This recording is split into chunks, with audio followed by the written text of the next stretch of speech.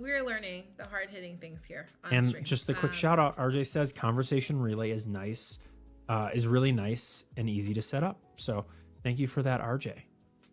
Yeah. So are you ready for me to bring your screen up? Yeah. Sweet. Bring it on. Cool. I guess starting with Conversation Relay. Can we make that screen a little bit bigger? I can make it even bigger. How's this? Perfect. That's great. Mm-hmm. Yeah. Yeah, that's great. Yeah. So I'm glad you've already covered Conversation Relay. I'm not going to maybe dig into it too deep. Yeah. For those that maybe haven't seen it, essentially it is a way to connect to your LLM. So it's a BYO LLM, BYO knowledge, BYO tooling that Twilio provides as it's a noun in our TWIML markup language. So you use the connect verb plus the Conversation Relay noun, and essentially establishes a WebSocket to your application, and then all of that downstream is on you. So I think the project that I'm going to take you through today is essentially the server side of that. So it is what Twilio customers or ISVs or partners or just those that are curious would build, and away you go. The project, hopefully I'll make this a little bigger as well. The project is all open on GitHub. What I'll take you through today is this multi-LLM flavor, but shameless plug here, this is a fork of my colleague Des Hartman's repo. And I know that Des updated his repo like yesterday or 4 days ago. Okay, and I know he's got something coming. This is actually where I would start. So this is a really simple Conversation Relay repo. This is in JavaScript. I've taken that and ported that to TypeScript because I like types. But this is maybe where I would start if you're curious, because what Des has put in here is some really great explanations of how things work. And he's been nice enough to update this to use our library, which is using the voice responses, where the version that I'll show you still just does raw TWIML because we didn't have that library built at the time. But the project structure is identical between the two. The difference between the projects is this one's in TypeScript. It also introduces some additional LLMs like DeepSeek and hardware accelerated LLMs like Grok.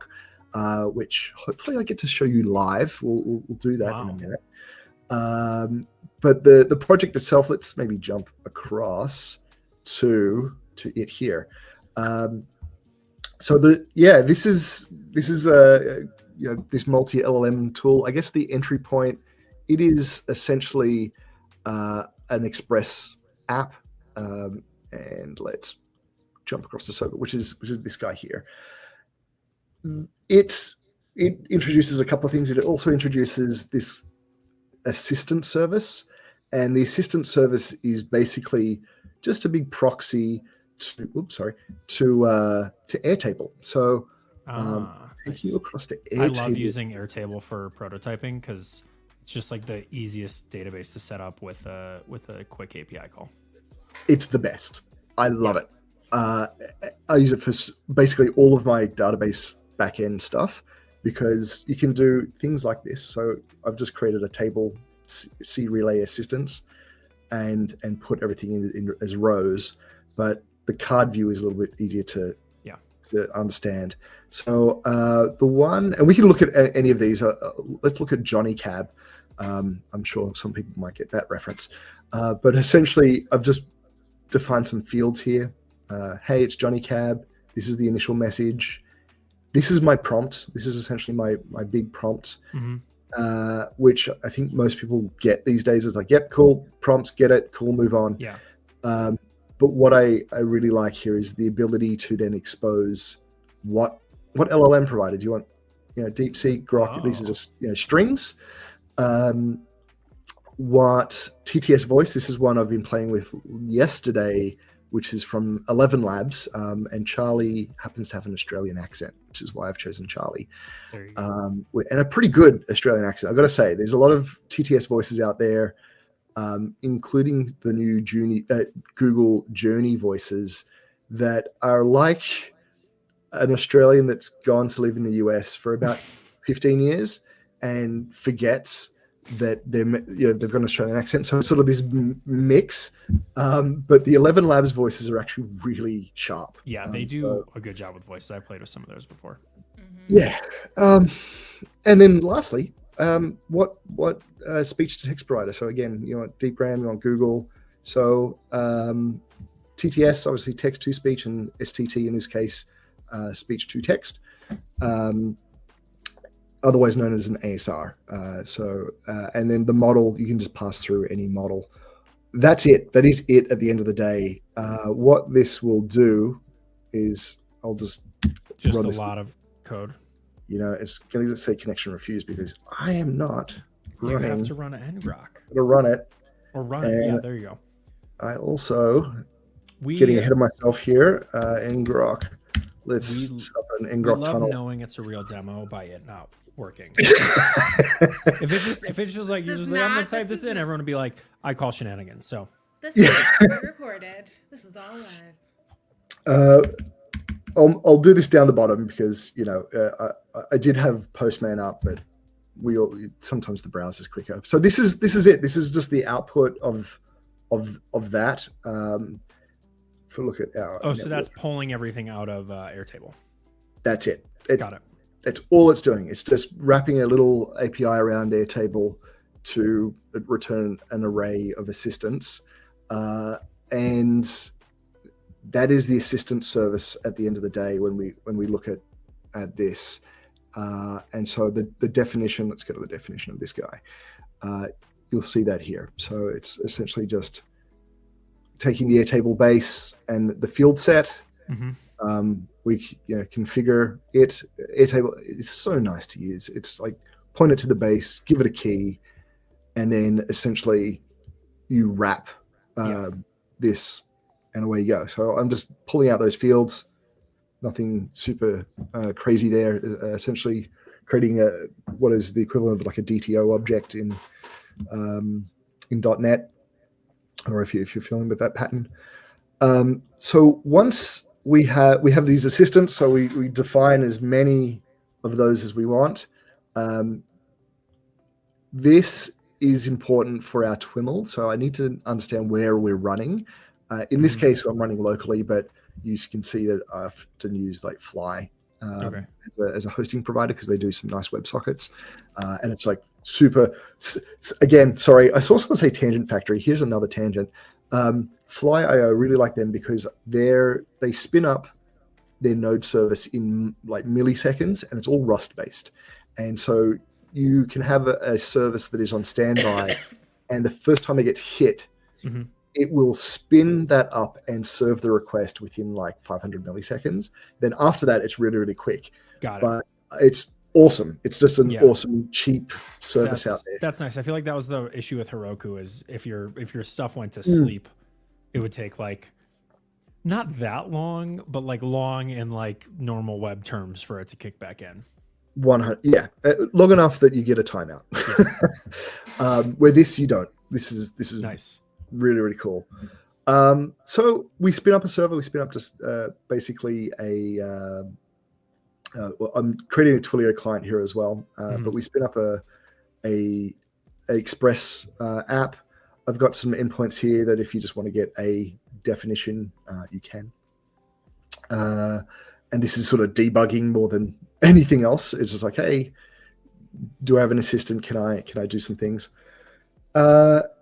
It's the assistant does have a caching layer, so you might see me save. And the reason I save is because I've got a watch on this project, and that will get it to restart, and that will get it to download the assistants again. But the reason that I'm caching those is we want to reduce latency, and the whole aim of the game with Conversation Relay is latency reduction. That is it. That if the one thing you would take away from building a voice AI compared to building an AI on the web or embedding it is we really, really care about latency more than anything else.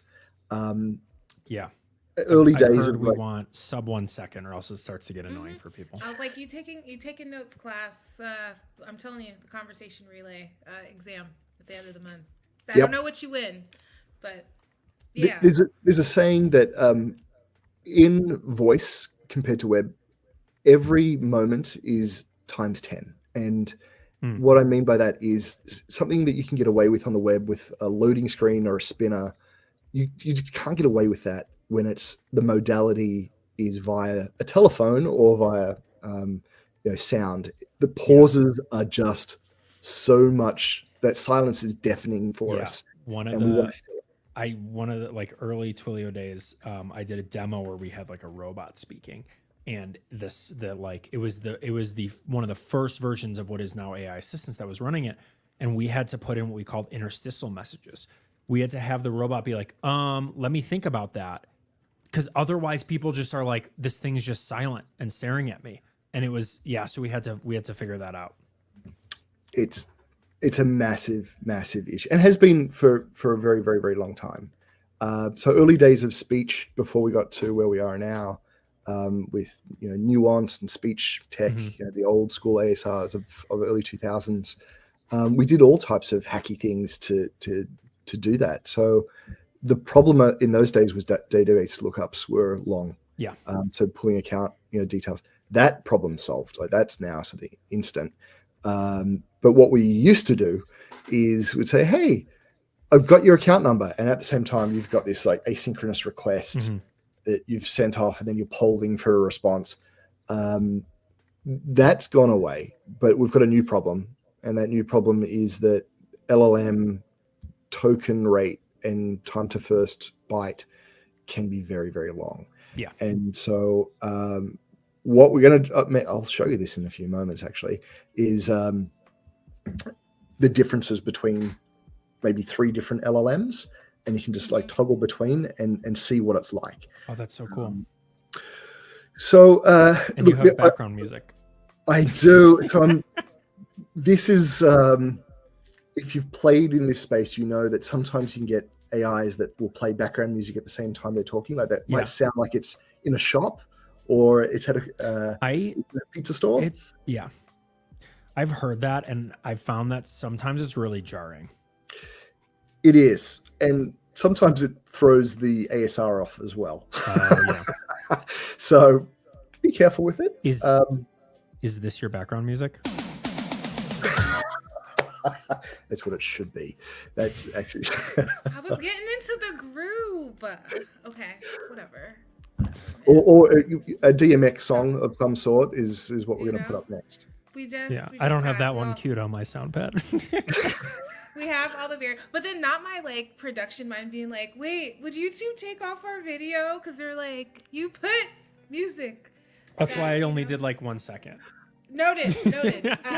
We're like, we don't have funding to pay for we're not about to pay to put that on screen. Yeah. But anyways, okay, great. Oh, YouTube won't remove it. Okay, cool. Good to know. Thank you, Chef. Don't worry, Chef Brent says YouTube won't remove it. Cool. Twitch we might be silenced on the noted. All right, back to you. No, oh good. So I'm skipping over a couple of these functions here, which are like add participant. And the reason I'm skipping over these is it was exactly for that. It was setting up background music, which maybe isn't ready for prime time just yet. But where it's getting there is this is our web endpoint to start Twiml. So the first thing that happens, well, besides putting the source IP, the reason this is there, by the way, is I was debugging where Twilio sends its requests from, because I'm down here in Australia and a lot of the requests pop out from the US. So I was just like, where's my latency coming from?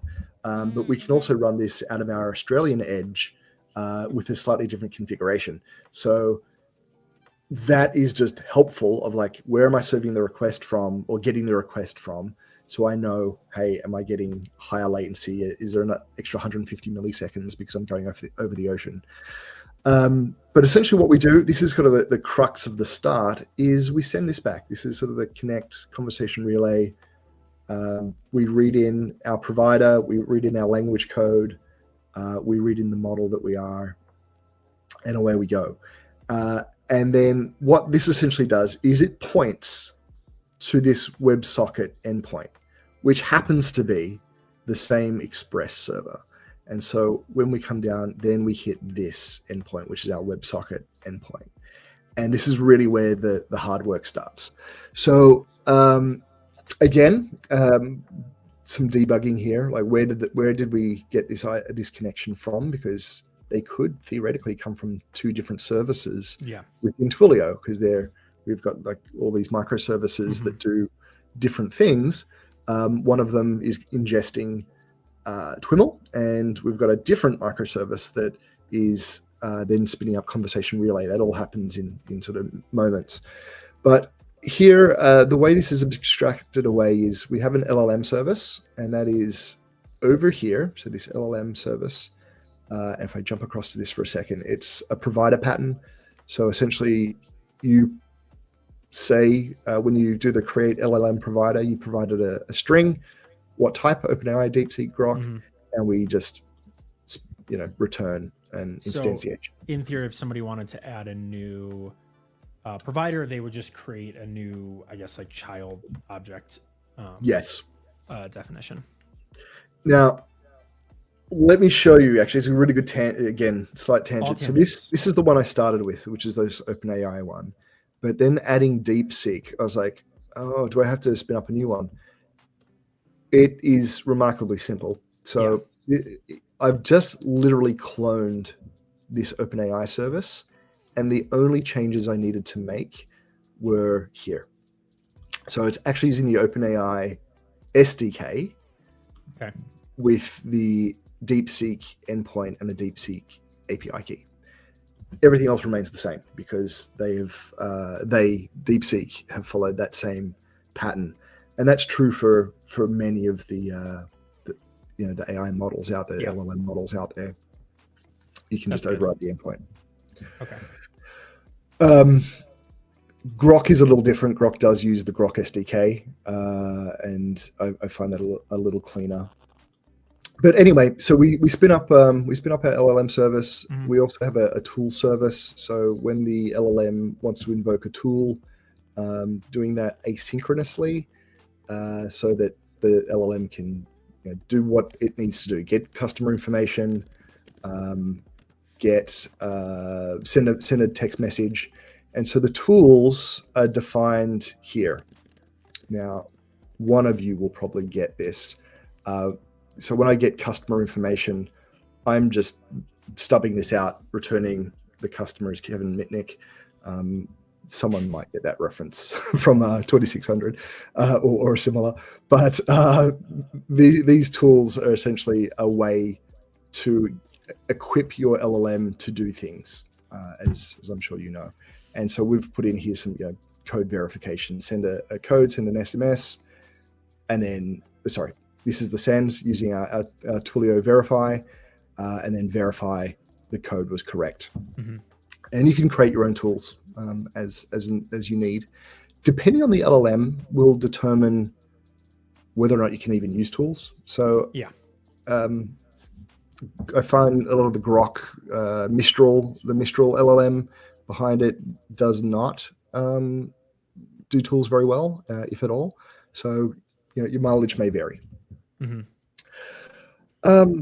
And then this is a cool little innovation that Des put into his code, which is a silence handler. And the silence handler is essentially that's important. The problem, again, another different problem with the LLM is it's turn based. Like you send it a message and it waits, and then it gives you a response and it waits. And a conversation sometimes doesn't go that way with a human. You say something and then the LLM missed it. Well, now I need to, reprompt the LLM. So this silence handler is remarkably simple and actually works quite well, which just resets a timer and it waits. And it waits for someone to respond within 5 seconds or some configurable timeout. And if they do, reset the timer or watchdog, pat the dog. Otherwise, interject and send another LLM message to this also reminds me, because like silence is one part, another part is interruption handling. Is interruption handling managed through, is that like is that in CR, or you have to deal with that in here? It's in CR. For the most part, it's in CR. So it's in Conversation Relay. So Conversation Relay will send you an interrupt message. In this code base, we just handle it as if it's a new prompt coming in, and I find that works remarkably well. I'm not having to go and digest and go, oh, it was an interrupt. What was my context? It actually, Conversation Relay's done that for you, and will just send you the interrupt message, which is this big switch type, this big switch statement. So do we have, let's page down a little bit. I'm jumping ahead. Info, prompt. There's so much here. We're not going to be able to cover all of it. So, but interrupts are hard. To do, handle interruption. Perfect code. Yeah, but it works really well without it, and I don't feel like I'm going to need to do much. Cool. The rest of it, and in the interest of time, essentially what we're doing is everything's event based. So we're not passing around callbacks between functions. That's really important. But essentially, we're using the event emitter pattern, and then we either stream something out. The LLM is streaming something back to us, or the LLM is complete. So the reason this is important is we don't want to wait till we get a complete response from the LLM, because it introduces latency. Yeah, you want to start streaming stuff. Oh, stream I see. it, Yeah. Get it as soon as you can, and pass it back to Conversation Relay, because that allows Conversation Relay to also stream that to the downstream TTS providers. And then when the prompt is complete, or the response to the prompt is completion of the completion. Does that make sense? Now you can say, hey, it's completed, and that will just give a nice TTS response. What you might find, and it's a bit of a debugging, is if you're not completing your messages, you might get sound, but it sounds really off, or it finishes the sentence. It doesn't finish the sentence in the TTS. And so you're like, what's going wrong? And that's sort of a symptomatic of you're not sending a completion message to the TTS to say, hey, finish that prompt and read it out. It's the classic, is that the classic, like Ron Burgundy, don't put a question mark in the teleprompter? Like it doesn't, it doesn't know that put a punctuation there? Yeah. It is. And look, actually, question marks and punctuation, exclamation marks as well, are points in the conversation where the TTS will read naturally up until that point. But if you've then got follow-on text, it is waiting for either a piece of punctuation or it to be completed before it will read it out. Got it. In its entirety. Yeah. I guess again, without further ado, let me make a call let's in. Do it. And put it on speaker here. Welcome to Johnny Cat. Hey, how you doing? I'm doing great, thank you. How about you? Are you planning a trip today? Yeah, I'm trying to get a taxi from Sydney to Melbourne.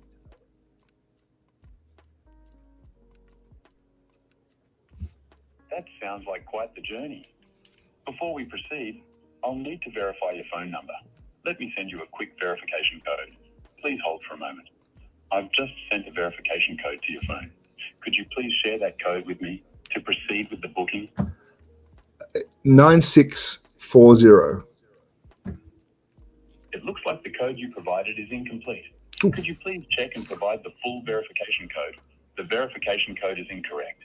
Could you please provide the complete code sent to your phone? It seems there might be an issue with the code you provided. If it's all right, let me resend the verification code. You can send it as much as you like. So I'll end that there, because it's debugging live. No, that's debugging live. Yeah. And there's also an issue that I've heard about with a lot of the LLMs, which is like they can't understand an email or sometimes numbers. Oh, Like yeah. if you actually give a phone number to read out for an LLM, it'll be like 747,937,000,000. Exactly. Emails the worst. Don't Yeah. get an LLM to do it. Yeah. But it is sending the message, and I am getting text messages. Yeah. In fact, I got 2 messages through. I love that this is a true omni-channel demo, right? You had a little bit of text coming through there. Yeah. It's so that one. Well, there's our tool call. Like well, that's our verify send. On the back end, and we probably had a send message. Yeah. Okay. Here it is. Verification code included. I guess again, interest of time. That was a model. Let's change that. Yeah. So that was Johnny Cab. Johnny Cab. So in Johnny Cab, we were using DeepGram, 11 Labs, OpenAI. I really like Grok because Let's do Grok it. is super fast. I haven't played with Grok at all. It's all the same models, just hardware accelerated. So cool. What you'll see here, so before I start again, see this stream text. If you were seeing that last time, you saw that was coming through relatively quickly. And at the end, it'll say here, this GPT completion, well, not that one because I've got no ends label, but I'm hoping that you will see here when I call again is Grok streaming responses are just that much quicker. Okay. It almost just like be a page of text without coming through. So let me make a call.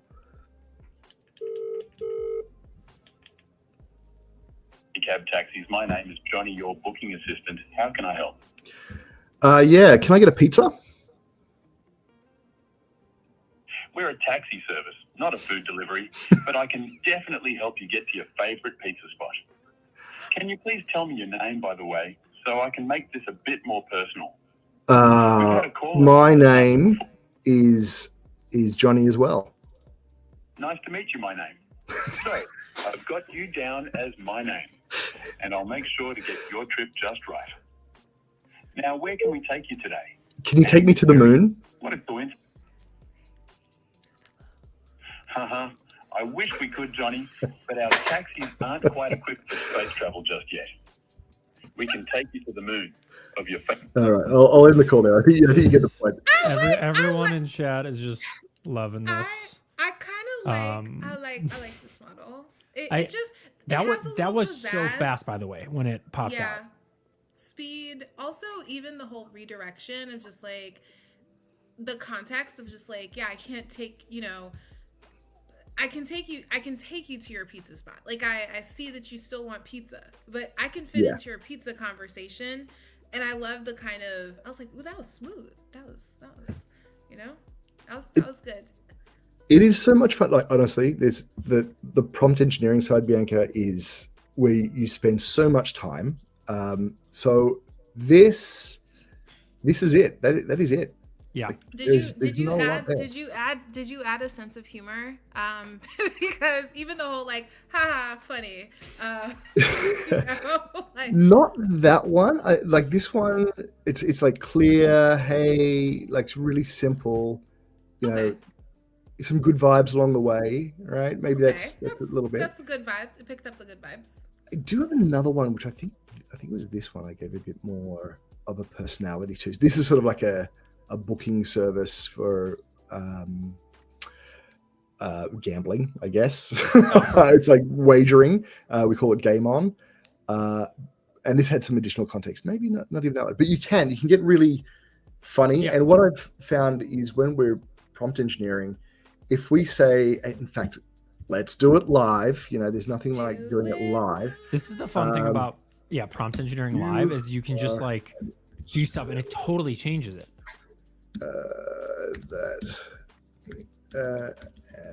You are, and you should include small jokes in your response where appropriate. All right, love it. Let's save that. This is a better version of the talk like a pirate. Just like in Australia. Add a dad joke in the mix. No, yeah, that was good. That was good. Okay, let's do that again. Let's do it live. We're ready. Welcome to Johnny Cab Taxis. My name is Johnny, your booking assistant. How can I help? Yeah, I would like to go to Parramatta. G'day, mate. No worries at all. Before we get started, can you please tell me your name, or have you booked with us before so I can look up your details? Yeah, my name is Stephen. G'day, Stephen. Nice to have you on board, mate. I've just checked, and it looks like you've booked with us a few times before. So welcome back to Johnny Cab. How's your day been so far, Stephen? We've had a bit of a crazy morning with the traffic, but don't you worry. Our drivers know all the tricks to get you to Parramatta in no time. Just to confirm, you're headed to Parramatta, but I still need to know where we're picking you up from, mate. Is it from your home, the city, or somewhere else? Yes, from my home. That's at 1 Fake Street. Fair dinkum, Stephen. 1 Fake Street. Got it, mate. I've just put that into our system, so we'll get a taxi to your place ASAP. Now, just to recap, we've got... Yeah, I'll hang up there. But Did I you think just say fair dinkum? he did. And that's, I guess, unprompted or actually prompted. But just, yeah, giving the LLM a sense of who it is changes the output. And Who are you, LLM? You know? yeah, it's pretty Yeah, amazing. well, can you explain that one to us? For us What is fair non-Australians? dinkum? Fair dinkum is like, well, it's used in a couple of different contexts. It can just mean true. It can just mean like, yeah, that is genuine. Okay. Is maybe one way to think of fair dinkum. Or it just might be an agreeable statement. Oh, fair dinkum. Yeah, you're doing that today. So, yeah, a couple of different contexts, but it is very Australian. Obviously, saying that, giving it the instruction in the prompt that you're Australian and you should do this works. Do you ever say unfair dinkum? No, Okay. that sounds weird. Sorry, the way your face was like, whoa, blasphemy. I mean, oh, God. it's logic. Like, Gosh. No. yeah. Well, that one just felt more Australian. It felt like the whole vibe was just a little more. It did. I definitely felt like it was like an inside, like it was like inside. I was like, yeah, I know this. But even the ability for, I think, even on the aspects of like localization, like the more we can get these things refined, it's like, you know, feeling like, oh, okay, they get me. Yeah. So yeah. And you can you could have the same thing. You could have something built into the prompt where if it knows the area code someone's calling from, it changes. Like in theory, you could do that. Yes. Yeah. That'd be pretty cool. That is, Absolutely. different vibes. Yeah. So that if you're in the South, it's starting to use y'all. There you go. No, add a little pizzazz. I guess my other question for you, like, you know, there's the build of Conversation Relay, but I think for customers, for users, like, why are you excited about just Conversation Relay? Oh, look, Bianca, I'm incredibly excited about this because it is the promise of so many years that we've been saying this is coming, and it has finally landed.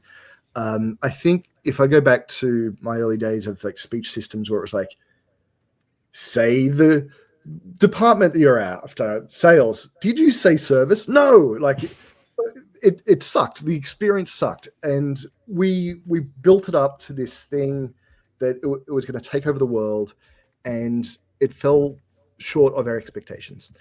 The last couple of years have been sort of a turning point where we've got the intersection of like Lightspeed super networks like Twilio that are around the world, plugging into LLMs that are, you know, now the baseline with speed. They've got to the point where they can be put on rails, and we can have some pretty enjoyable, fun conversations with these things. So I think this technology is going to be pervasive in everything. I remember the movie Her. I'm sure lots of people have watched Her. I feel like we've been aiming towards that in recent times, and we're getting closer every day. I'm a bit of a customer service nerd, as you've probably seen in my background. This technology represents a fundamental shift for contact centers, where it it fits in two different worlds. One, self-service just became pleasurable and easy, and you don't really even need to speak to an agent if you're just changing an address, following up an order, canceling an order, things that are just quick and easy. So it is great from that perspective. The flip side is that same technology is now also being used on the agent side or on the worker side to also help them, because you can stream all of this voice out. And we've got some prototypes of Conversation Relay in Twilio Flex, which is the contact center product that we have. Yeah. And those things work really well together as well. So some really interesting use cases where, and there was a pharmacy that we're working with that, or it's not even a pharmacy, it's a online pharmacy that uses the existing, drug network to get medications to people more quickly. And so for your doctor, they can just lodge a request. Something like Conversation Relay can call the pharmacy, get your prescription ready, and get it dispatched into, like a car to get you your medication really quick. All of that is the same fundamental technology.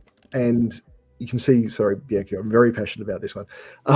The flip side of that is we've seen so many organizations go down like an OpenAI wrapper route. Like they've taken out OpenAI, they're like, we're going to wrap it and we're going to call it our own. And Twilio took a different approach. Twilio went, you know what? There's going to be more of these. And we don't know the answer to that yet. And Conversation Relay was really well architected that you can just plug in the next thing. So when DeepSeek made its noise, a couple of weeks ago, it was integrated the same day because the pattern was already there to bring in the next model, and away we go. So there's more to come on that. I mean, we're going to see another DeepSeek probably within about three to 6 months. So I think it's going to happen every few months for sure. Yeah. And we're ready. Plug in, away we go.